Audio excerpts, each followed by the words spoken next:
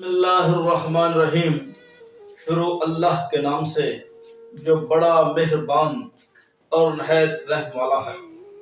दोस्तों, आज कुछ बातें करेंगे हम अपने लफ्ज़ों और अपने रवैयों के बारे में कि हमारे रवैये दूसरों से कैसे हैं, हम अल्फाज का चुनाव कैसे करते हैं। अच्छे लफ्ज़ तख्लीक करने के साथ साथ अच्छे रवैये भी तख्लीक करने चाहिए। लफ्ज़ किताबों में जिंदा रहते हैं और रवैये दिलों में जिंदा रहते हैं। जैसे हमारे अच्छे रवैये होंगे उतना हमें लोग मुद्दों याद रखेंगे। अच्छे रवैये से इंसान बड़ों बड़ों के दिल को जीत लेता है। जो बच्चा उस्ताद के अदब में सर को झुका लेता है फिर वो दुनिया में सर उठाकर जीता है। उस्ताद बच्चों को बादशाह बना देता है।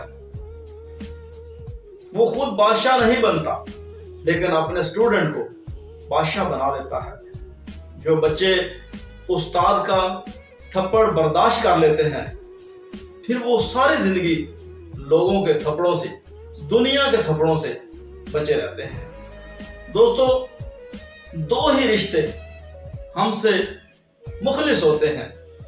इसके अलावा बहुत से लोग आपको अपना प्यार जताएंगे, बहुत से लोग कहेंगे हम आपसे मुखलिस हैं, लेकिन याद रखना सिर्फ दो रिश्ते ऐसे हैं जो आपसे मुखलिस होंगे, जो आपकी कामयाबी पर खुश होंगे। उनमें से एक रिश्ता उस्ताद है। जब आप कामयाब होते हैं तो उस्ताद बहुत खुश होता है, हर एक को बताता है देखो मेरा शागिर्द कितना काबिल हो, मेरा शागिर्द कितना आगे निकल चुका है। और उसके अलावा दोस्तों, दूसरे होते हैं हमारे वालिदैन जो हमारे लिए बहुत मुशक्कत करते हैं, दर बदर की ठोकरें खाते हैं, हमें आसानियां फराहम करने के लिए उनको बहुत मुश्किलात का सामना करना पड़ता है। और फिर जब हम कामयाब होते हैं तो फिर वो भी बहुत खुश होते हैं और सबको बताते हैं हमारा बच्चा देखो कितना काबिल है। दोस्तों, जिन कौमों ने अपने उस्ताद की इज्जत की हमेशा वही कौमें कामयाब हुई। और आप देख सकते हैं यूरोप में उस्ताद की कितनी कदर है और आज वो हमसे तरक्की में भी आगे हैं। और वालिदैन की भी इसी तरह कदर करनी चाहिए और उस्ताद की।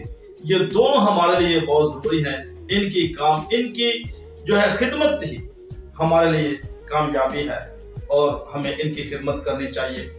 इसलिए दोस्तों, मेरा आज का ये मैसेज आपके लिए ये था कि उस्ताद और वालिदैन का हमारी जिंदगी में बहुत अच्छा किरदार है, इनका ख्याल रखना चाहिए।